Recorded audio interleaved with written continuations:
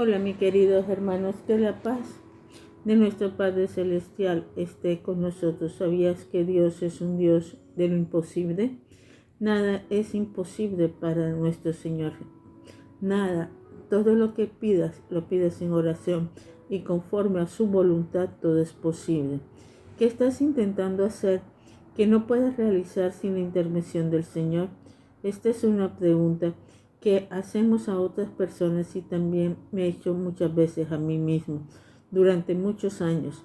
La mayoría de nosotros vivimos dentro de límites angostos de lo que podemos hacer sobre la base de nuestras fuerzas y nuestros talentos. Mantenemos la vida cuidadosamente restringida dentro de los límites de los que estamos seguros que podemos manejar nosotros mismos, y en realidad no necesitamos a Dios. Nuestro temor a correr hace que nos mantengamos alejados de todo lo que no podemos controlar o hacer con nuestras capacidades. Al mismo tiempo, estamos rodeados de problemas, retos y oportunidades. Hacemos lo que no podemos evitar y nuestra visión de lo que puede suceder suele ser bastante en lo que somos capaces de hacer con nuestros recursos y con nuestras experiencias. Cuando pedimos ayuda de Dios, oramos a menudo para que su poder divino haga lo que creemos que es lo mejor. Tiene la generosidad de respondernos y nuestro cristianismo se asienta en el ámbito de las posibilidades autodeterminadas. Compartí estos pensamientos con las personas y luego, al terminar, reservamos un largo periodo para orar. Se nos pidió a cada uno de nosotros que pensáramos respecto a nuestra vida en varios niveles. Fuimos guiados en nuestras oraciones para reflexionar en el poder ilimitado de Dios. ¿Qué estaríamos dispuestos a intentar si tuviéramos seguros de que el Señor intervendría para ayudarnos en caso necesario? ¿Qué hemos estado evitando, considerando que es una imposibilidad? ¿A qué punto nos hemos echado atrás, dejando de participar en algo que no podríamos hacer por nosotros mismos? Se nos pidió que nos representamos a las personas imposibles, la reacción difícil, la limitación, la enfermedad, la crisis o la tarea que tuviéramos lejos de nosotros porque deseamos que nuestra vida fuera segura y estuviera totalmente libre de riesgo. A continuación, osamos pedirle a Dios que nos mostrara una imagen de cómo viviríamos si estuviéramos seguros de que el Señor aplicaría el mismo poder revelado en la vida de los héroes de la Biblia, en la resurrección y en el libro de los Hechos, para eliminar las restricciones que hacemos que tengamos una percepción limitada de lo que es posible. Podemos leer Juan 14, 12 al 14. De cierto, digo, el que cree en mí, las obras que yo hago, él lo hará también, y aún mayores hará, porque yo voy al Padre, y todo lo que pidieras al Padre en mi nombre lo haré, para que el Padre sea glorificado en el Hijo. Si algo pidieras en mi nombre, yo lo haré. Después de eso, la atmósfera del santuario estaba cargada de electricidad. Se nos dio a nosotros también ese mismo poder para amar, perdonar, curar, reconciliar y tomar nuestra cruz de obediencia, sí. Y no solo eso, sino que además hemos sido llamados a realizar lo que Jesús de Nazaret no hizo cuando prometió lo que dice en ese pasaje. Antes de la crucifixión, la resurrección y el Pentecostés, conducir a las personas a Él como el Señor vivo y triunfante, a quien en nuestra vida debemos arriesgarnos a dedicar tiempo y cuidados costosos para comunicar el amor de Jesús. Qué oportunidad para servirle, contribuyendo al mejoramiento de las enfermedades sociales que aquejan a nuestra comunidad y estamos evitando con todo cuidado para alcanzar qué metas de nuestra familia, nuestro trabajo, nuestras iglesias quiere el Señor que arriesguemos nuestra seguridad. Después de este inventario, se les pidió a todos los presentes que extendieran sus manos abiertas frente a ellos y depositamos en ella a la persona, la situación, el problema o la acción en que se enfocaba la oración. Cuando ha guiado el Señor a hacer o intentar algo imposible sin su poder y su intervención en nuestra vida. Luego, cuando todos estuvimos listos, se les pidió que alegaran esas posibilidades a entrega expectante. Miré a las personas y vi manos que se levantaban, primeramente con lentitud y luego con vigor, hasta que todos los presentes estuvimos sentados con los brazos levantados, las manos abiertas, entregándole a Dios las imposibilidades identificadas y sujetas a la guía de Dios. El himno de conclusión del servicio sacudió los alejos del tejado. Mucho más emocionante que el servicio fue el cambio que se produce en las personas y en nuestra iglesia. En las semanas que siguieron a las cartas y a las conversaciones se relataban cosas asombrosas. Muchos dijeron que nunca les habían pedido a Dios una visión de lo que Él quiere que haga y que sería imposible que pudiéramos hacer sin su ayuda. Sin embargo, por medio de la nueva visión de intento de lo imposible, Dios había concebido curaciones, poder sobrenatural, reconciliaciones de personas cuyas relaciones habían estado cortadas o habían sido tensas durante muchos años, la renovación de votos matrimoniales, cambios de empleo, evangelismo personal y proyectos misioneros en la comunidad. Se había iniciado en Pentecostés una miniatura cuando las personas osaron arriesgarse a hacer lo que solo el Señor de lo imposible podía hacer por mediación de ellos. Todos ellos descubrieron que el Señor los sustentaba y guiaba en las imposibilidades. Con el fin de mantener vivo el flujo del poder de Dios, cada semana la gente se reúne con el fin de mantener disponibilidad para orar con quienes lo desearon al concluir los cultos de adoración. Muchos de los que forman parte de grupos pequeños comparten sus imposibilidades con sus hermanos. Se han convertido en animadores consagrados para un estilo de vida a sus compañeros de aventura. Cuando los miembros de una congregación sienten el llamado de dar un paso al frente para entregar un discipulado costoso, todo el programa de la iglesia adquiere de pronto un nuevo significado y propósito. La actividad de adoración, educación y compañerismo entra a formar parte del equipo con que cuentan las personas para el ministerio. Cuanto más tiempo vivimos en la aventura de la fe y compartimos los unos con los otros, hemos descubierto sobre Dios, tanto más hemos visto conducir a una convicción liberadora, que el Señor nos ama y se interesa por nuestras preocupaciones mucho más que nosotros mismos. El Señor de las intervenciones radicales, a tiempo y en tiempo interviene en nuestros problemas y nuestras perplejidades con poder sobrenatural. Hay varias veces en que nos conduce realmente a retos y oportunidades con el fin de mantenernos maravillados con lo que es capaz de hacer respecto a nuestras imposibilidades. ¿Qué es esto para ti? ¿Le ha pedido alguna vez a Dios que le ayude a osar arriesgarse a tratar de hacer algo que el Señor le haya revelado que quiere que haga o sea? Esto es crucial. Dios realizó lo imposible mediante una intervención radical en lo que Él ha dado su guía. Mantenga su mente en este punto de enfoque. Todo lo que deseo decirle es que Dios tiene muchas cosas para ti. Aunque nuestras imposibilidades guiadas por Dios, tómalas en este momento y entrégasela a Él. Tómalas con consideración a los personajes del Antiguo Testamento. Míralas, llénalas, míralas cada uno. Mira que eran personas totalmente sencillas, pero le entregaron sus posibilidades a Dios. El homenaje que la Biblia le hace a alguien muy osado es a Abraham. Abraham, tu amigo para siempre, segunda de Crónicas 27. La afirmación de Dios por boca del profeta Isaías fue una afirmación de ese hecho. Abraham, mi amigo, Isaías 41:8. El resumen que hizo el apóstol Santiago de esa amistad fue: Abraham creyó en Dios y le fue contado por justicia y fue llamado amigo de Dios. Santiago 2:23. La amistad con Dios no fue nada sencillo para Abraham. Necesitó pruebas repetidamente de la intervención del Señor para llegar a esa convicción crucial. Todo lo que tuvo que pasar fue una preparación para que pudiera creer y decir: el Señor proveerá.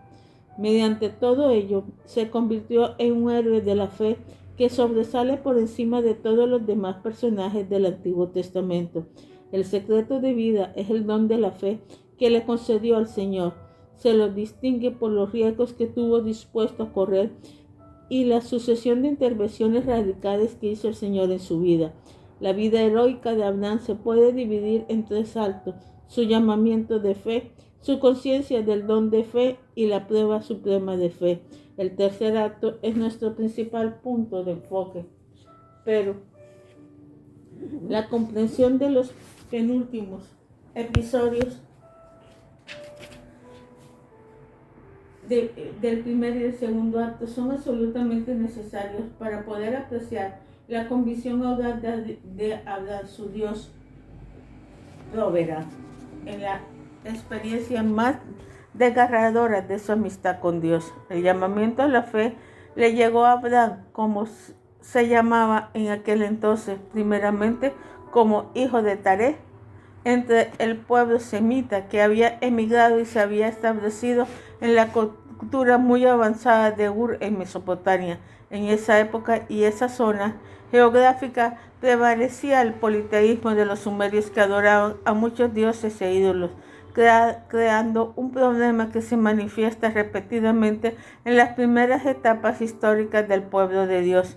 Durante cierto tiempo, esos buenos semitas trataron de conciliar su Dios de la creación, el diluvio y Noé, con los dioses locales y sobre todo con el dios de la luna. La prueba de ese sincretismo se pone de manifiesto en el nombre Taré, que en hebreo tiene relación con la palabra luna. Es posible que esa fuera la razón por la que el Señor tuvo que sacarlos de aquella cultura próspera y refinada, pues en Taré una inquietud muy especial que hizo que tomara a su hijo Abraham, a Sara, la esposa de su hijo, y a Lot, sobrino de Abraham, y salieran de Ur para seguir una guía misericordiosa por la cual desplazarse hacia Canaán. Viajaron a lo largo del valle del Éufrates hasta Harán.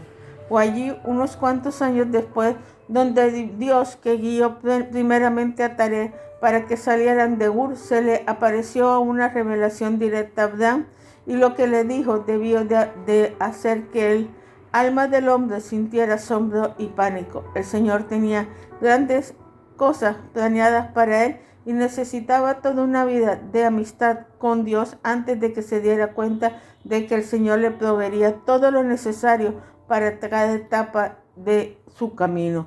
Vete de la tierra y de todo lo que necesitas para vete de la tierra y de tu parentela y de la casa de tu padre a la tierra que te mostraré. Génesis 12:1. En este momento tienes que pensar, ¿tú lo harías? ¿Yo lo haría? El verbo hebreo se puede traducir como ve por ti mismo. Los riesgos que el Señor nos impulsa a correr son siempre para nuestro bien, por muy espantoso que puedan permanecer a primera vista. En este caso, el Señor siguió diciendo, y haré de ti una nación grande, y te bendeciré y engrandeceré tu nombre, y serás bendición. Bendeciré a los que te bendigan, y a los que te maldijeren maldeciré, y serán benditas en ti todas las familias de la tierra. Génesis 12:2-3. Una tremenda promesa. Ahora bien, el hacer algo al respecto requería correr un riesgo. Abraham no tenía nada en que basarse, excepto la promesa, pero siguió adelante con la escasa dirección que tenía en su disposición. Luego, durante los años que siguieron, descubrió la lealtad absoluta y la amistad duradera de Dios. Necesitó esos años para creer en esa amistad, para confiar en ella y experimentar su realidad en momentos en que su confianza era escasa. Después de la muerte de Taré, Abraham dejó la seguridad de Harán y se intentó en Canaán. Los altares que fue construyendo a lo largo del camino son símbolos de la fe creciente en Dios que le permitía aceptar nuevos retos. Sin embargo, cuando hubo una hambruna en la tierra de Canaán, se fue todavía más al sur, a Egipto, y mientras estuvo allá, Abraham mostró otra de sus caras, la temerosa, que se oponía a correr riesgo y que no confiaba. Cuando Sara y él entraron a Egipto, le indicó a su esposa que dijera que era su hermana, una mentira basada en la falta de confianza en la promesa de Dios. Sarai era muy bonita y Abraham temía que los egipcios la tomaran y lo matasen a él. Y fue el faraón quien se sintió atraído hacia ella. Se la llevó a su casa y rindió honores a Abraham, que supuso que era su hermano, pero el Señor tenía otros planes. Envió plagas sobre el faraón y los miembros de su familia hasta que se puso de manifiesto la verdad. Abraham tuvo a punto de destruir el plan que Dios tenía de hacerlo padre de una gran nación. Sarai y él escaparon con vida, pero no sin dificultad. La otra etapa o segunda etapa es la conciencia de fe. El segundo acto del drama de Abraham, que iba a convertirse muy pronto en Abraham, se produjo cuando el Señor lo sacó de Egipto y lo condujo otra vez a Canaán. El Señor se le apareció en su campamento principal y le recordó la bendición que podía apreciarse en el aumento de su ganado, así como también de su plata y de su oro. Además de ello, Dios le mostró la tierra que iba a ser suya y de sus descendientes. Alza ahora tus manos y mira desde el lugar donde está hacia el norte y al sur y el oriente y al occidente, porque toda la tierra que ves la daré a ti y a tu descendencia para siempre, y haré de tu descendencia como el polvo de la tierra, que si alguno puede contar del polvo de la tierra, también tu descendencia será contada. Génesis 13, 14 al 16. A continuación, el Señor le indicó a Abraham que hiciera algo muy extraño. Levántate, ve por la tierra a lo largo de ella y a lo ancho, porque a ti te la daré. Génesis 13, 17. Para desarrollar en Abraham la confianza de alguien dispuesto a correr riesgo, el Señor tenía que ayudar a hacer suya la realidad de los aparentemente imposibles. No solo le dio una visión, sino que le hizo caminar por ella hasta que se convirtió en una realidad que le pertenecía. Dios hace lo mismo contigo y conmigo. Primeramente nos da un sueño imposible. A continuación nos ayuda a presentar lo que sería tener esa posición, y después, por medio de nuestra imaginación, nos ayuda a imaginarnos constantemente la realidad. ¿Cuál es tu sueño? Abraham construyó un altar para darle gracias a Dios y mostrar que creía en Él. ¿Qué podemos hacer para mostrar al Señor de lo imposible que también nosotros creemos en Él hoy en día? El segundo acto constituyó una prueba repetida de las bendiciones del Señor. Abraham no solo derrotó en batalla al rey de Sodoma, sino que Melquisedec, rey de Salem y sacerdote del Señor, sacerdote, se reunió con Abraham después de la batalla para una celebración de su victoria con pan y vino. Y lo más importante de todo es que bendijo a Abraham diciendo: bendita sea Abraham del Dios del Altísimo, creador de los cielos y de la tierra, y bendito sea el Dios del Altísimo que entregó tus enemigos a tus manos. Génesis 14, 19, 20. Debió ser muy agradable para Abraham al escuchar repetir a otro ser humano la misma promesa que había recibido tantas veces de Dios. Los lazos de amistad entre Dios y Abraham se estaban afirmando y fortaleciendo cada día más y más. Eso es muy bueno, porque el tercer acto vemos la prueba más importante de esa amistad. Abraham estaba desconcertado. Dios le había dado la promesa de que su descendencia sería innumerable, pero Sarai seguía sin concebir. ¿Cómo podía ser padre de multitudes sin un hijo? Puesto que no tenía hijos, ¿podía su heredero alguno de los niños nacidos en su casa? No. En lugar de ello, el Señor le dijo a Abraham lo que parecía ser una promesa imposible. Sarai y él tendrían un hijo. Era algo muy difícil de creer. Él ya tenía 100 años de edad y Sara 90. Fue entonces cuando el Señor le proporcionó un don que ofrece generacionalmente a todos los que osan arriesgarse: el don de la fe. Le mostró a Abraham las estrellas del cielo y le dijo que las contara. Así será tu descendencia, le prometió. Lo que sigue en Génesis 15:6 es uno de los versículos más cruciales del Antiguo Testamento. Y creyó Abraham a Jehová y le fue contado por justicia. Dios le dio a Abraham lo único que podía complacer y hacer que nos reconciliamos con Él. Lo que quiere el Señor, Él ansía darnos, es solo por fe y no por nuestra bondad ni por nuestras buenas obras. Como se establece, mantiene una buena relación con Dios. Posteriormente, esto se convirtió en un tema crítico de la iglesia primitiva y de la Reforma. ¿Cómo podemos reconciliarnos con Dios? Solo por la fe, y lo que Dios quiere de nosotros lo implanta en nuestro interior. La fe es un don. Abraham necesitaba una renovación constante de ese don. Al enfrentarse a los problemas de un hijo que parecía imposible desde el punto de vista humano. Es cierto que el Señor siempre había cumplido sus promesas en el pasado, pero ¿cómo era posible que su esposa de 90 años de edad pudiera concebir un hijo? Después de esa promesa tan propiciatoria, Sarai insiste en que Abraham hiciera concebir a su sierva egipcia Agar. Una vez se nos presenta a nuestro héroe con muchas dificultades para creer la promesa de Dios y atendió a Abraham el ruego de Sara. Génesis 16, 2b. Un lamentable error hizo tanto Abraham como Sarai siguieran durante cierto tiempo un camino que hacía que se fuera alejando de la voluntad del Señor para ellos. Ismael nace de la relación no bendecida de Abraham con Agar, como descubrimos repetidamente en la revelación del Señor de lo imposible. Algunos de nuestros héroes escogidos tuvieron que conformarse con algo inferior a lo mejor, porque no tuvieron paciencia para esperar y recibir la bendición suprema de Dios. No obstante, como vemos también, el Señor nunca olvidó a Abraham, a su escogido, ni tampoco se echó atrás en su promesa. El Señor hizo regresar a Abraham a cero, volvió a hacerle su promesa como Señor de lo imposible, y esta vez le dio a Abraham y a Sara nombres nuevos.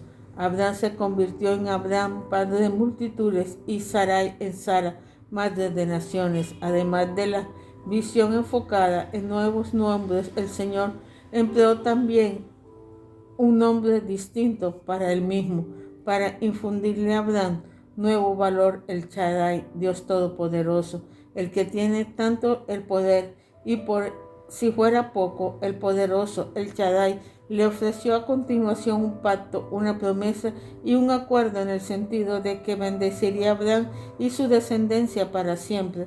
La primera prueba de ello iba a ser un varoncito al que llamarían Isaac. ¿Y cuál fue la respuesta de Abraham? Se rió.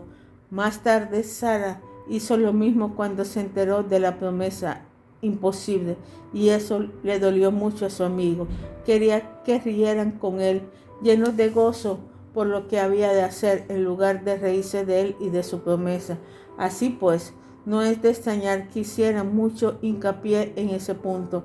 Hay mucho humor en el corazón de Dios que provoca en nosotros risa debida a la sorpresa y no carcajadas de burla. Forcejeen con Dios hasta que logren entender sus promesas, pero no se rían nunca de Él. Es demasiado bueno y demasiado buen amigo. Cuando nació Isaac, Sara aprendió la lección y dijo con agradecimiento y alabanza: Dios me ha hecho reír, y cualquiera que lo oyera se reiría conmigo.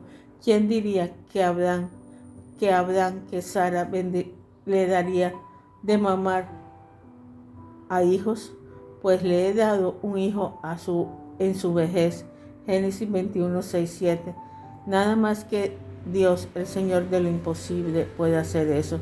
Isaac creció y se convirtió en un joven bueno y respetuoso, el que Abraham y Sara amaban entrañablemente, no solo porque finalmente tenían un descendiente, sino también porque ahora se había se había cumplido el pacto que el Señor había hecho con ellos. Isaac se convirtió en el gozo y el orgullo de Abraham, en un sentimiento de importancia y una esperanza para el futuro. El muchacho se convirtió en el principal motivo para vivir que tenía Abraham. Ahora trata de introducirte en el corazón de Abraham para que puedas entender mejor el pánico que debió de haber sentido cuando el Señor le pidió lo imposible en la prueba de su fe. Podemos entender el profundo dolor que le causaran todas y cada una de las palabras del Señor cuando le ordenó: toma ahora tu hijo, tu único, Isaac, a quien amas, y vete a la tierra de Moriah y ofrécelo allí en holocausto sobre todo el monte que yo te diré. Génesis 22:2. ¿Qué quería decir? Abraham sentía un dolor inexorable. ¿Por qué, Señor? ¿Por qué? Debió de clamar con tremendo dolor y una gran confusión. Mi hijo, Señor, ¿cómo se cumplirá la promesa que será padre de multitudes sin Isaac? Ninguna petición podía haber sido peor. Nada hubiera parecido más abominable. He intentado muchas veces de abordar esa pregunta desde el interior de mi alma, desde el interior del alma de Abraham. Permanecimos sentados en la cúpula para ver por qué habrá sentido en Abraham en esas circunstancias. ¿Qué habrá sentido Abraham? Había muchas cosas en juego, pero lo más importante fue que era el hecho de que Isaac era un don de Dios y una posesión de Abraham. ¿Sería posible que, como la mayoría de nosotros, hubiera permitido que el orgullo que sentía por Isaac acallara su alabanza a Dios? ¿Qué era quien le había dado realmente el hijo? Hay una transición sutil entre todo lo que soy y tengo es don de Dios, y todo lo que soy y tengo es mío. Me pertenece a mí, pero también le pertenece a Dios. En este orden. Todos nosotros creemos en este tipo de orgullo de autoensalzamiento constante. Es lo que hacemos nosotros por Dios como nuestra fuerza, lo que es importante. Nos olvidamos de que no podíamos respirar ni una sola vez, ni pensar con claridad, a no ser porque las bendiciones de Dios se prolongan de un instante a otro. Piensa en el momento de crisis cuando tuviste que ceder a tu familia, a tu profesión o a tu futuro, dándonos cuenta de que no nos pertenecen en absoluto, sino que son dones de Dios. Las enfermedades, las dificultades y las decepciones nos han sacudido, haciéndonos entender que no pueden aferrarse tenazmente a los dones de la vida que nos han sido concedidos. Durante los años de amistad con Dios, nos hemos visto obligados a ceder, a entregar de modo crucial lo que había llegado a caer locamente, que era mío por derecho propio o por habérmelo ganado por medio de mi trabajo intenso. Lo importante es qué o quién es su Isaac. ¿Quién compite con Dios para tener el primer lugar en su vida? ¿Qué posee o qué ha realizado que esté cumpliendo con Dios para darle sentido a su existencia? A menudo cuando llegas a una crisis es cuando nos damos cuenta de que Dios no tiene nuestra absoluta fidelidad ni tampoco nuestra energía en la vida cotidiana. Los dioses falsos no son solo ídolos en los campos o en los templos de una antigua y pagana iglesia, sino que residen en nuestra casa, nuestro portafolio, sujetos a los letreros que anuncian nuestro título en la puerta de nuestra oficina, o están invertidos en las metas y los planes de señorío autogenerados que creemos tener sobre nuestro destino. Sin embargo, debemos profundizar todavía más para tratar de decir lo que hacía Dios al pedirle a Abraham que pasara por esa terrible prueba. La fe es un riesgo. Se trata de creer que Dios proveerá con la confianza inquebrantable de saber que nos dará exactamente lo que necesitamos en el momento oportuno para que podamos salir adelante en nuestras vicisitudes. Esto fue lo que Dios le dio Dios a Abraham. La única contundente para nosotros en este punto es que Dios le lanzó a Abraham algo más que un simple reto. Le dio también fe, sabiduría, que no iba a contradecir su pacto con él. El Señor descendió a lo más profundo de Abraham y le dio la seguridad infinita de la roca de la eternidad. Con su mente y corazón, sube al monte Moriah con Abraham e Isaac. El muchacho estaba encantado con su padre, feliz de poder acompañarlo a ofrecer un sacrificio. Sin embargo, es preciso observar su preocupación creciente por saber dónde estaba el cordero para el holocausto, hasta llegar casi al pánico conforme iba ascendiendo por la ladera de la montaña. Padre mío, le dijo, he aquí el fuego y la leña, mas ¿dónde está el cordero para el holocausto? Génesis 22:7. Isaac confiaba en su padre, pero Abraham confiaba todavía más en Dios y respondió con intensidad, Dios se proveerá un cordero para el holocausto, hijo mío.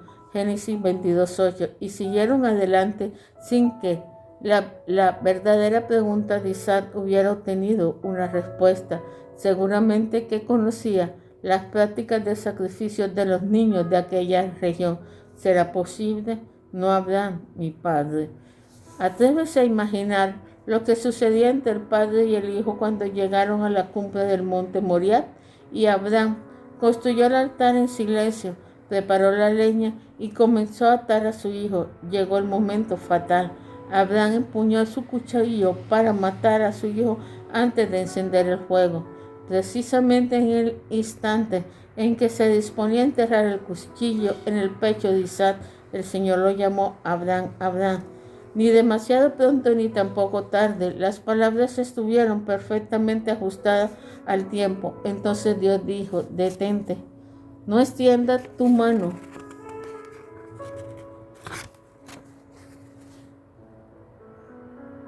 sobre el muchacho, ni le hagas nada, porque ya conozco que temes a Dios por cuando no me has rehusado tu único hijo. Génesis 22:12. Abraham había aceptado el riesgo supremo y Dios era fiel a su promesa. La pintura que hizo Rembrandt de esta intervención traumática refleja la verdad más sobresaliente.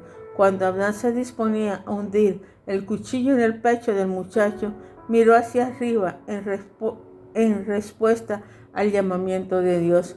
El cuchillo se escapa realmente de su mano y vuela en el aire como si el hombre hubiera estado esperando oír aquella voz y al hacerlo hubiera arrojado el arma lejos de sí con gozo, como diciendo, yo sabía que intervendrías a tiempo, yo sabía que me proporcionarías una salida. Rembrandt lo imprimió el rostro de su Abraham, una mezcla de asombro, estupefacción y seguridad. Me siento muy emocionada al pensar que Rembrandt usó el mismo modelo para el rostro de Abraham que para el padre en su pintura de regreso del hijo pródigo. El corazón amoroso de Dios se pone de manifiesto en ambos cuadros. Después de momentos de la intervención radical, Abraham miró a su espalda y vio tras de sí un cordero cuyos cuernos habían quedado trabados en un matorral. Dios había provisto lo necesario. Allí estaba el animal para el sacrificio. Antes tratamos de sentir la angustia de Abraham. Ahora imagínate su gozo. Ofreció el carnero en lugar de su hijo y llamó a aquel lugar Jehová proveerá. Las palabras se convirtieron en una metáfora de la majestad de Dios. Las había repetido muchas generaciones seguidas en épocas de dificultades y se habían colocado en tableros transportados ante los ejércitos y en las procesiones. Este relato de conocimiento de Génesis 22 resplandece como un diamante, despidiendo nuevos rayos de verdad cada vez que meditamos en él. Nunca nos cansa, y no solo por su dramatismo emocionalmente, sino porque llega a nuestra necesidad más profunda de confiar en Dios para obtener el don de fe en momentos de riesgo, satisfaciendo en cierto modo nuestros deseos ansiosos de estar seguros de que Dios interviene siempre en los momentos más oportunos. Sobre todo nos obliga a regresar a otros momentos situados a corta distancia de Moria, el Calvario, o allí donde Dios hizo lo que era realmente imposible. Dio a su Hijo en sacrificio por los pecados de los seres humanos de todas las épocas, los que le exigió realmente Abraham. No entregó él mismo a su Hijo Jesucristo para que sepamos que contamos con su amor infinito y su perdón. Sentir el amor de nuestro Señor Jesucristo, sentir ese gozo y sentir todo lo que Abraham experimentó, lo puedes hacer cuando el Señor te trajo y te dio la salvación a través de su Hijo. Ten fe, ten fe. Nadie tiene mayor amor que que uno ponga su vida por sus amigos. Vosotros sois mis amigos, si hacéis lo que yo os mando. Ya no os llamaré siervos, porque el siervo no sabe lo que hace su Señor, pero os he llamado amigo, porque todas las cosas que oí de mi Padre os lo he dado a conocer. Juan 15, 13 al 15. Ponga su nombre en el lugar de Abraham y escuche al Señor decir: Abraham, mi amigo. Escucha al Señor decir: tú eres mi amigo. Tenemos un Dios que hace imposibles, que quiere bendecirte y quiere que tú siempre lo busques a Él. Dios te ama y quiere ser tu amigo. Dios te bendiga, mi hermano. Amén y amén.